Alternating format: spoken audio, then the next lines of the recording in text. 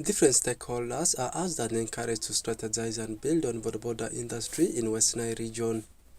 This is via the efforts of decisive research and training organization, young and non-governmental organization that organize roundtable discussion with stakeholders such as traffic officers, financial institutions, Bodaboda leaders in Arua City, community development officers, Arua City local leaders, among others in Arua City.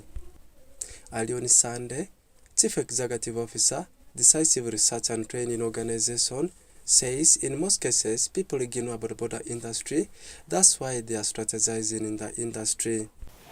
Many people talk about livelihood activities, but they are only focusing on maybe agriculture and so on. They don't look at the other parts. So as decisive research, we did a few scanning around and we realized that one of the key livelihood activities that people are not focused on is the Bodaboda people.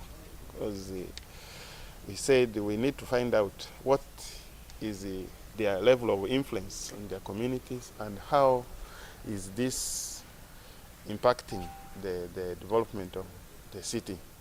So we went into the survey. We did the survey in December last year, 2024. And the findings, you will be so, I don't know how I can express, so deepened that the Bodaboda employs majority of these youth who drop out of school.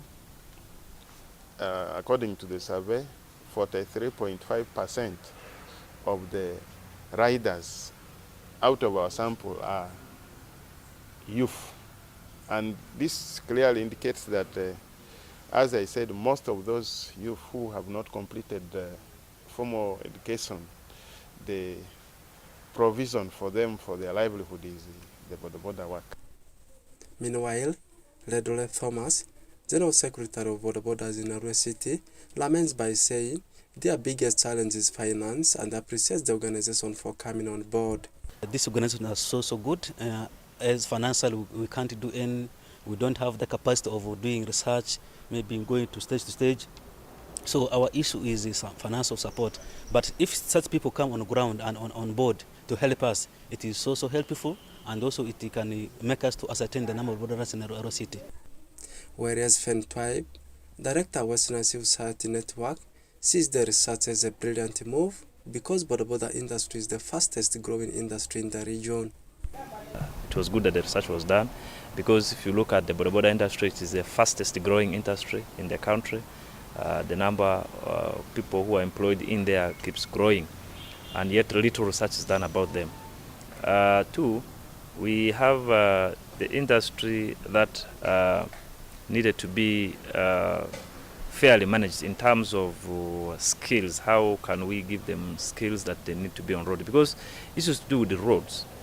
We are in between life and death, because any mistake that happens can either claim life or deform you or cause a very serious financial loss to the family. So I think it was good that the research was done, but also we want to see people do this business and also transit into other things. For example, the monies that our Bodaboda brothers and sisters are getting, are they investing it very well? Do they have some knowledge about financial literacy? Do they have other plans apart from Bodaboda? Because I can assure you, unlike in other countries, maybe India, but here, you can't do this thing for quite long. I mean, when you are 80, 60, 70, I think. Decisive Research and Training Organization prioritizes in transforming communities, and the research indicates that 97% of the Bodabodas are without a license and 87.3% do not possess their own bikes.